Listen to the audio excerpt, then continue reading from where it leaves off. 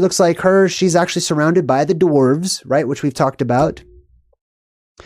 And also, let me zoom in on this real quick. So she's reading Robin Hood. Now let's check out Robin Hood real quick. Another argument is that Robin Hood was a medieval trickster character. You see that? Robin Hood was a medieval trickster character. Robin Hood was not just some made-up book that just got popular. Robin Hood was a legend.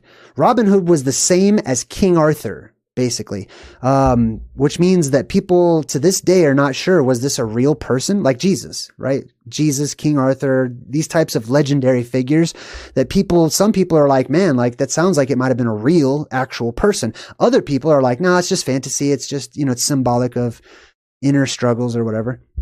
So it says that Robin Hood was a medieval trickster character. For instance, Robin Hood had been associated with the Teutonic elf Holdekin, or Woden, from the Germanic Odin, basically. So he's sort of one of the same as Odin.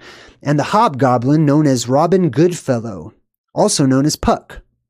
All three of these figures are supernatural characters, and it had been argued that Robin Hood should also have been seen as one of them. Robin Hood was this sort of character that was akin to this trickster elf kind of character named Robin Goodfellow. Here's a picture of Robin Hood, just a cartoonification, right? Typically, this is sort of the image that you get. Here's a picture of a Pan-like character called Peter Pan, who is doing the exact same pose as Robin Hood, wearing the exact same green, right? Magical, etc., right? And then right here is a drawing of Robin Goodfellow, right? These are all just cartoonifications, obviously. Very much resembling the Green Man of legend, right? The Green Man of legend. Now, who is the Green Man? That's a video for another time, but I have theories about who the Green Men or the Green Man is. Here's another one of Robin Goodfellow. Here's an ancient book, and you can see the cover of it. I'll make it kind of big so you can see it here. So, Robin Goodfellow. I'll make that smaller.